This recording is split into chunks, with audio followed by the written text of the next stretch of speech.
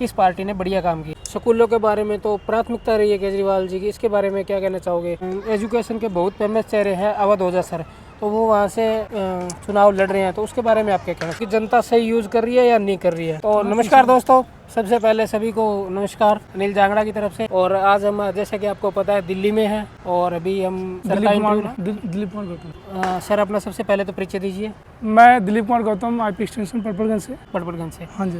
तो यहाँ पे इलेक्शन चल रहे हैं दिल्ली के अंदर, तो उसके बारे में 3 पार्टियां मेन है। आम आदमी पार्टी केजरीवाल जी, नरेंद्र मोदी जी की पार्टी बीजेपी और कांग्रेस राहुल गांधी जी की। उसके बारे में आप क्या ओपिनियन दोगे कि किस पार्टी ने बढ़िया काम किया है। देखो अभी तक ओवरऑल जो देखा जा रहा है समाज में जी, अभी तक मुझे कोई ऐसा नज़र नहीं आता कि जो गरीबों के लिए काम करता है, कि कागजों पे सब चीज़ें कंप्लीट हो जाती है, फाइलें पहुंच जाती है जी ऑफिसों में, लेकिन एक्चुअल में ग्राउंड लेवल पे आज भी कंडीशन दिल्ली की जो है वो वक्त बसर है। चाहे बिजली की बात हो या पानी की बात हो, हम दिल्ली की राजधानी, देश की राजधानी में रहते हैं, लेकिन आज भी यहाँ भी आज मुझे ज़्यादा चेंजेस नज़र नहीं आते। जैसे समाज यहाँ पे झुग्गी बस्तियाँ हैं, तमाम चीज़ें चेंज करनी चाहिए, जो कि आने वाले टाइम में हम अगर चाइना और यूएस को फाइट करने की बात करते हैं तो हमारे यहाँ इंडिया में भी पहले हम दिल्ली से स्टार्ट करें तो ज़्यादा बेटर होगा। तो केजरीवाल जी तो बड़े हाईलाइट होके मीडिया में ये बयान दे रहे हैं कि हमने बिजली, पानी, स्वास्थ्य, शिक्षा में बहुत ज़्यादा काम किया है और हमने बहुत ज़्यादा आउटपुट निकाला है। स्कूलों के बारे में तो प्राथमिकता रही है केजरीवाल जी की, इसके बारे में क्या कहना चाहोगे। आप यहाँ के लोकल रेजिडेंशियल पर्सन हो तो इसके बारे में बताइए आप। हमारे गरीब बच्चे जो झोपड़ी के बच्चे होते हैं वो कौन सा जाते हैं, किस बड़े स्कूल में जाते हैं। हमारे जो गरीब बच्चे होते हैं वो प्राइवेट स्कूलों में ना जाके वो सरकारी स्कूलों में जाते हैं, क्योंकि उनके पेरेंट्स जो होते हैं वो ज़्यादा अमाउंट नहीं कमाते, क्योंकि 10,000 12,000 की जो सैलरी पाता है, 7,000 की पाता है, वो बड़े बड़े स्कूलों में 3 लाख 4 लाख 5 लाख 10 लाख की डोनेशन फीस नहीं दे पाता और एडमिशन नहीं करवा पाता, जो जिसके सपने रहते हैं। तो मैं चाहता हूँ कि समान नीति हो, समान हो, गरीब का बच्चा भी है उस लेवल पे पढ़े जहाँ डॉक्टर, इंजीनियर, IAS PCS और बड़े बड़े लेवल के अधिकारी के बच्चे पढ़ते हैं और बड़े बड़े लीडर्स पढ़ते हैं, जिनके बच्चे जो हम चाहते हैं समान नीति हो, जो गरीब के बच्चे हैं वो जाके बड़े बड़े स्कूल में जाके एक ही टेबल पे पढ़े, जहाँ की अच्छी लेवल की एजुकेशन भी होनी चाहिए तो सभी के लिए। केजरीवाल जी ने कैसा काम किया यहाँ पे। केजरीवाल जी ने एजुकेशन लेवल पे मुझे जो लगता है कि थोड़ा बहुत चेंजिंग किया है, अगर इसको गलत नहीं कहा जा सकता, सच है, लेकिन बदल चीज़ों में मुझे कुछ ज़्यादा नज़र नहीं आता, क्योंकि आज भी गंदे पानी आते हैं। स्लम से मैं बिलोंग करता हूँ, मुझे पता है कि वहाँ भी बिजली अभी भी फ्री नहीं है, इस बात झूठे वादे किए जाते हैं, लेकिन कुछ भी ऐसा ग्राउंड लेवल पे नहीं है जो कि हम प्रैक्टिकली देखते हैं। कागजों में कुछ भी कहते हैं तो बात। केजरीवाल तो ये कह रहे हैं कि पूरी दिल्ली में सिर्फ 4-5% को छोड़ के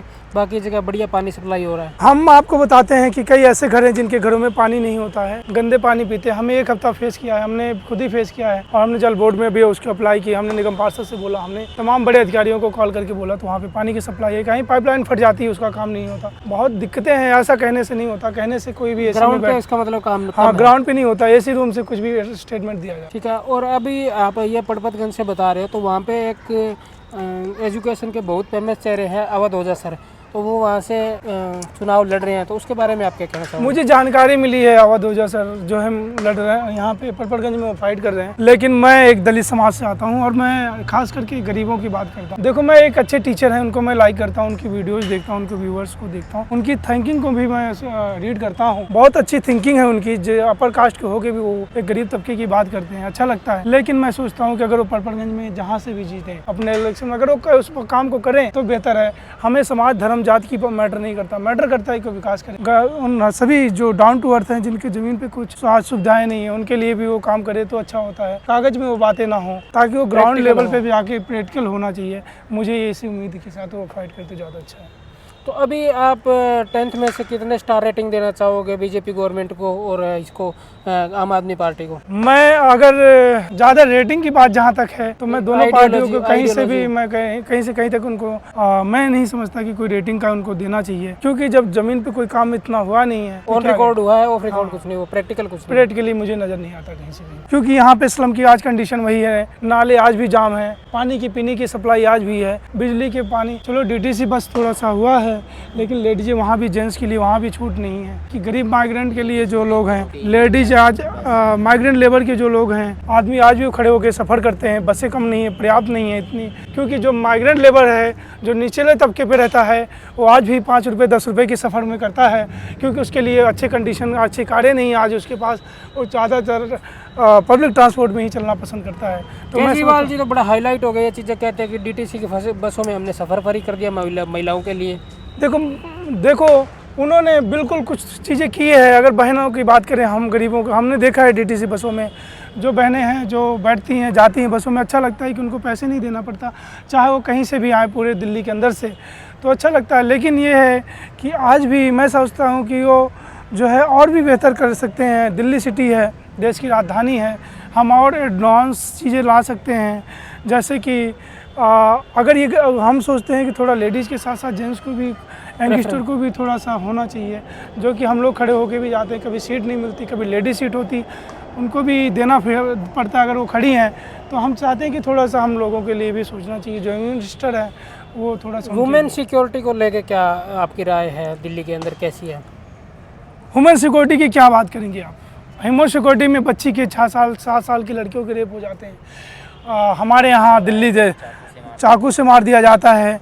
हमने कितने केसेस देखे। मैं तो भीमार्वी से हूँ, मैं चंद्रशेखर भाई के साथ रहा हूँ, मैं ज़मीन से जुड़ा हूँ, तो मैंने देखा है कि मेरे यहाँ दिल्ली में बहुत बेटियों को रेप होता है, जिसको उठा के कोई FIR नहीं लिखता, कोई लिखा नहीं जाता, कोई, क्योंकि वो पैसे वाले नहीं होते, वो ताकत वाले नहीं होते, वो गरीब होते हैं, उनकी FIR वगैरह नहीं दर्ज होती। बहुत दिक्कतों का सामना करना पड़ता है।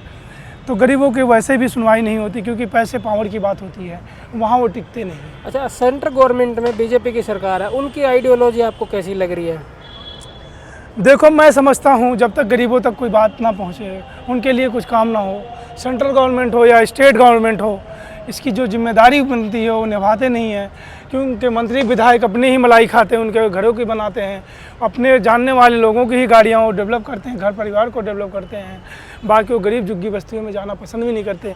आज इलेक्शन का दौर है, आज वो जाते होंगे वोट मांगने के लिए, जहाँ पे बदबू आती है, जहाँ पे नाले गड्ढे हैं, जहाँ पे खाना भी पसंद नहीं करता आदमी, जहाँ से निकलना भी नहीं पसंद करता। आज वोट की जो बाबा साहब डॉक्टर अम्बेडकर ने दिया है कि ये वोट का अधिकार आपको दिया है, इसकी ताकत इतनी है कि आपके लिए सब कोई आएंगे मांगने के लिए। और आज जाते हैं बड़े बड़े लीडर, कितना बड़ा AC का आदमी होगा जरूर झुग्गी झोपड़ियों में जाएगा और मांगने। तो आपने अभी बाबा साहेब अम्बेडकर ने जो का जिक्र किया, तो उसके अंदर उन्होंने ये भी कहा था कि जो वोट है उसको आप सही तरीके से दीजिए, वो पावर दी। उसको किस वे में मान रहे हो कि जनता सही यूज़ कर रही है या नहीं कर रही है?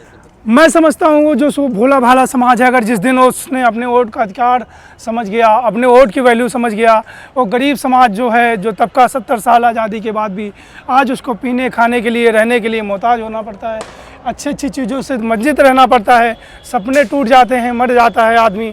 मैं समझता हूँ जिस दिन उस चीज़ को अगर उसकी वैल्यू ज़्यादा अच्छे समझ पाएगा वो, तो उसको सरकार बनेगी और ये पूरा सिस्टम चेंज होगा और गरीबों की भी ज़िंदगी में खुशहाली भरी लाइफ आएगी। मैं इसी उम्मीद के साथ सोचता हूँ कि आने वाला टाइम गरीबों का हो, ज़्यादा अच्छा रहेगा। तो आप अभी किसकी सरकार लाना पसंद करोगे अपने एरिया में, दिल्ली में जो इलेक्शन चल रहे हैं उसके अंदर 3 मेन पार्टीज है, मैंने आपको बताया है, तो उसके अंदर किसको प्रेफर करोगे आप? देखो मैं वैसे तो अभी चंद्रशेखर भाई को ही लाइक कर रहा हूँ, क्योंकि वो ऐसा बंदा है जो मुखर होके पार्लियामेंट में भी कई बातें उठा रहा है, जो बंदा गरीबों की बात कर रहा है, तो मुझे थोड़ा सा उन्हीं पे नज़र है। बाकी मैं ज़्यादा लोगों पे तो नज़र नहीं बनाया हूँ, क्योंकि मुझे लगता है कि वो बंदा कौन सी पार्टी से बिलोंग करते हैं चंद्रशेखर भाई? वो ASP से बिलोंग करते हैं, आज़ाद समाज पार्टी। आज़ाद समाज पार्टी। तो दिल्ली में तो उनका आधार नहीं है इतना, आज़ाद समाज 15 सीटों पे वो लड़ रहे हैं आज दिल्ली में, आज़ाद समाज पार्टी, ठीक है। और उसके अंदर मेन जो आपको क्या लग रहा है दिल्ली के अंदर किसकी सरकार आने की संभावना है? देखो पब्लिक है, जनता है, जनता जिसको चाहेगी वो मुख्यमंत्री बनेगा। लेकिन किसी भी पार्टी का हो, किसी भी समाज से बने, चाहे वो आम आदमी पार्टी का हो या सेंट्रल गवर्नमेंट पार्टी से हो या किसी भी छोटी मोटी पार्टियों से बने, लेकिन वो जब भी बने अगर वो गरीबों के लिए इम्प्लीमेंट करे तो ज़्यादा अच्छा है। चलो, आप हमारे दर्शकों से के माध्यम से, हमारे मीडिया के माध्यम से क्या मतलब बताना चाहोगे कि आने वाली सरकार को ये प्रायोरिटी होनी चाहिए, जो बेसिक्स मुद्दे हैं उनके ऊपर? देखो मुद्दे तो ढेर सारे हैं, गिनाने में बहुत टाइम गुजर जाएगा। अगर आप बेसिक मुद्दे की बात कर रहे हैं, मैंने कहा कि एक आदमी के लिए ज़िंदगी में उसको बेसिक चीज़ें ये चाहिए, पानी, शिक्षा, रोज़गार और चिकित्सा। ये सारी चीज़ें आज दिल्ली में नहीं है। सरकारी हॉस्पिटल में गरीब के बच्चे जाते हैं, उनको बेड नहीं मिलता, प्राइवेट हॉस्पिटल में जा नहीं पाते। आज इस बड़े बड़े हॉस्पिटलों में घुसते उनको 50 लाख 60 लाख की अमाउंट नहीं होते, तो इसलिए वो प्राइवेट छोड़ के गवर्नमेंट हॉस्पिटल में जाते हैं। जो देखे होंगे आप, एम्स की बात करें या दिल्ली में सबसे बड़े सबसे बड़े हॉस्पिटल की बात, देश की जो राजधानी के अंदर एम्स है उसकी बात करें, तो आज भी आप जाके देखेंगे तो वहाँ भी लाइन लगती है। लोग रोडों पे रहते हैं, रात रात भर पूरे इंडिया से आते हैं इस आशा उम्मीद के साथ कि मेरा यहाँ पे मेरा मरीज ठीक हो जाएगा, लेकिन वहाँ भी बेड नहीं मिलता, टाइम लगता है। और एक दिन वो बंदा, वो बच्चा, वो बेटी, वो माँ, उस पति का हस्बैंड वहाँ पे दम तोड़ देता है, जहाँ पे बाहर ही, क्योंकि अच्छे इलाज नहीं मिलते, अच्छे हॉस्पिटल्स नहीं मिलते। तो इसलिए मैं समझता हूँ कि उनको बेसिक चीज़ें ही प्रोवाइड करना हमारी पहली प्राथमिकता होनी चाहिए। अच्छा, अपना बिजली का एक मुद्दा रह गया था, तो केजरीवाल का बिजली से रिलेटेड आप क्या कहना चाहोगे? बिजली कैसा है यहाँ? बिजली हमारे यहाँ, मैं एक स्लम से बिलोंग करता हूँ, तो मैं जानता हूँ कि बिजली का बिल हमने भरा है, और मैं ऑन रिकॉर्ड बात कर सकता हूँ कि मेरे यहाँ कोई फ्री नहीं है। अगर फ्री होता, हमारे यहाँ कभी 19,000, 20,000, 18,000, 5,000, 7,000 ऐसे बिल, मतलब है जो आज भी फ्री नहीं है। फ्री नहीं है। केजरीवाल जो बेसिक मुद्दे टीवी पे बड़े जोर से लगा रहे हैं कि हमने ये कर दिया जी, हमने वो कर दिया, ऐसा कुछ नहीं है। नहीं, ग्राउंड लेवल पे ऐसा कुछ नहीं है। ग्राउंड पे नहीं है। आज भी हम BSCS में देते हैं। ठीक है सर, जैसे कि सर ने इंटरव्यू दिया, बहुत बढ़िया रहा। और यदि आपको कोई क्वेश्चन हो तो आप हमारे को कमेंट बॉक्स में ड्रॉप कर सकते हैं। धन्यवाद।